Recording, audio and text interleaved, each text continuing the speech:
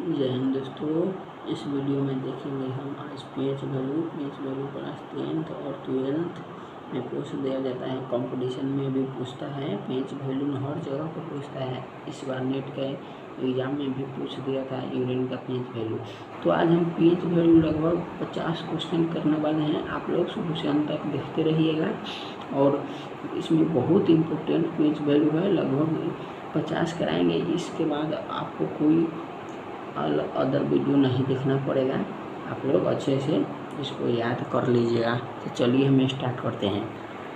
PH का full form होता है power of hydrogen. Power of hydrogen होता है या पावर ऑफ पोटेंशियल भी बोल सकते हैं। तो चलिए पहले का नंबर क्वेश्चन हम बोलते हैं, जल का पीएच मान कितना होता है? तो जल का पीएच मान 7 होता है। और दूसरा नंबर क्वेश्चन है, NaCl का पीएच मान कितना है? NaCl का 7 होता है। और तीसरा में नमक का पीएच मान कितना है? नमक दोनों सेम में होता है, ये कंपाउंड में आ जाता है NaCl। तो नमक का पीएच मान होता है 7। और मनुष्य के आंसू का पीएच मान होता है 7.4। रक्त का पीएच मान होता है 7.4। जब तक इसका स्क्रीनशॉट लीजिए, फिर हम आगे बढ़ते हैं। फिर अगला नंबर क्वेश्चन कहता है, बैटरी का अम्ल का पीएच मान कितना होता है? तो उसका 1 होता है। बैटरी पीएच अम्ल का मान, इसका पीएच वैल्यू 1 होता है, अम्ल होता है बैटरी। और नींबू का पीएच मान होता है इसका 2.4, याद रखिएगा, पूछ लिया जाता है। और H2SO4 का पीएच मान होता है 1, इसका भी आप लोग याद रखिएगा। और दूध का पीएच मान होता है 6.4। जब तक इसके स्क्रीनशॉट लीजिए, फिर आगे बढ़ते हैं। फिर अगला नंबर क्वेश्चन कहता है, सोडा का पीएच मान कितना होता है? सोडा का पीएच मान 3 होता है। फिर टमाटर का पीएच मान कितना होता है? टमाटर का पीएच मान होता है 4.5।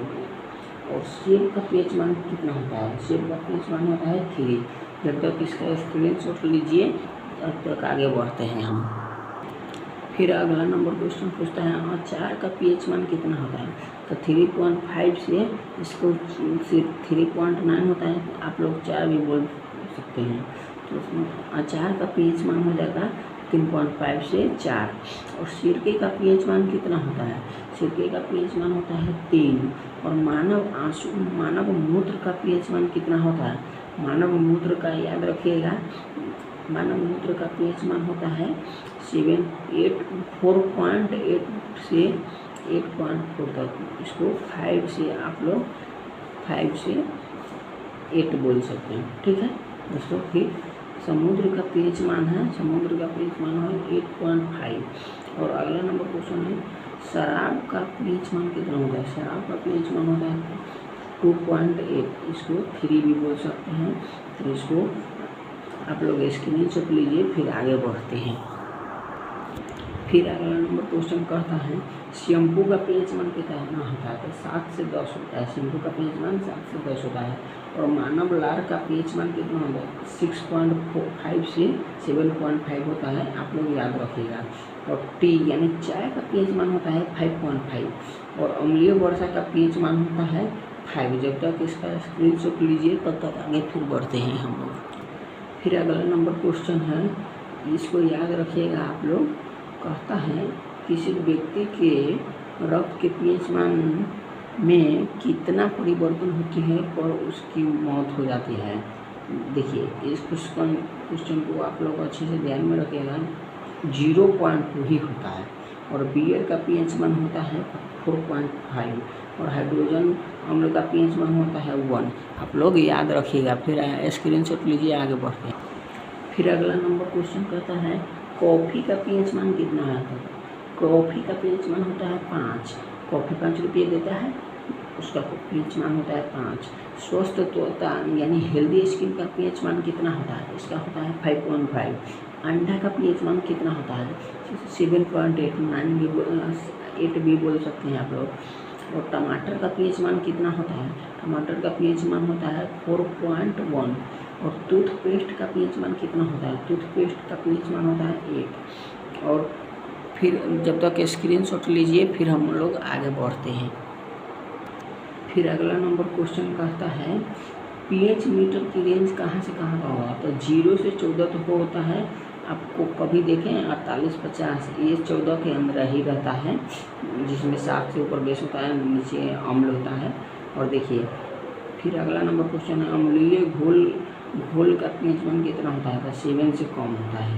और क्षारीय घोल का पीएच मान कितना होता है? तो 7। और अगला नंबर क्वेश्चन है, उदासीन घोल का पीएच मान कितना होता है? तो 7।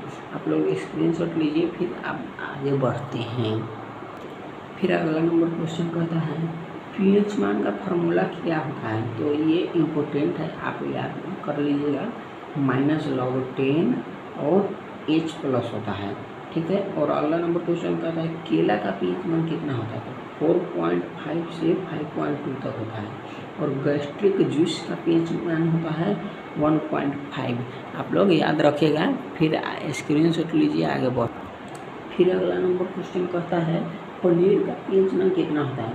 तो पनीर का पीएच मान होता है 5.9, इसको 6 भी बोल सकते हैं। और बड़ी आंत यानी लार्ज इंटेस्टाइन का पीएच मान होता है 5.4, और इसका पीएच मान बोलते हैं। सामान्य वर्षा का पीएच मान होता है 5.6 से 7 तक, यानी 6 से 7 आप बोल सकते हैं। और मछली का पीएच मान होता है 6.6 से 7.8 तक, यानी आप 7 से 8 के बीच में बोल सकते हैं। और संतरे का पीएच मान होता है 3.7। जब तक स्क्रीनशॉट लीजिए, फिर हम आगे बढ़ते हैं। फिर अगला नंबर क्वेश्चन कहता है बटर का पीएच मान होता है 6.1 से 6.4 के बीच। और अगला नंबर क्वेश्चन कहता है छोटी आंत का पीएच मान होता है 7.4। और अगला नंबर क्वेश्चन कहता है सागर का पीएच मान हो तो सागर जल होता है, सागर जल का पीएच मान कितना होता है? तो 7.8 से 8 बोल सकते हैं। और अगला नंबर क्वेश्चन है बेकिंग सोडा का पीएच मान कितना होता है? तो 8.5 होता है, 8.5 याद रखिएगा आप लोग। फिर स्क्रीनशॉट लीजिए, आगे बढ़ते हैं। फिर अगला नंबर क्वेश्चन पूछता है मैग्नीशिया का दूध का पीएच मान कितना होता है? तो 10.5 होता है, याद रखिएगा आप लोग।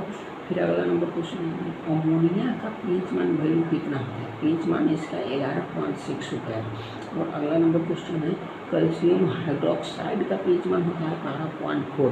तो इस वीडियो में इतने रहने देते हैं, आप लोग याद कर लीजिएगा।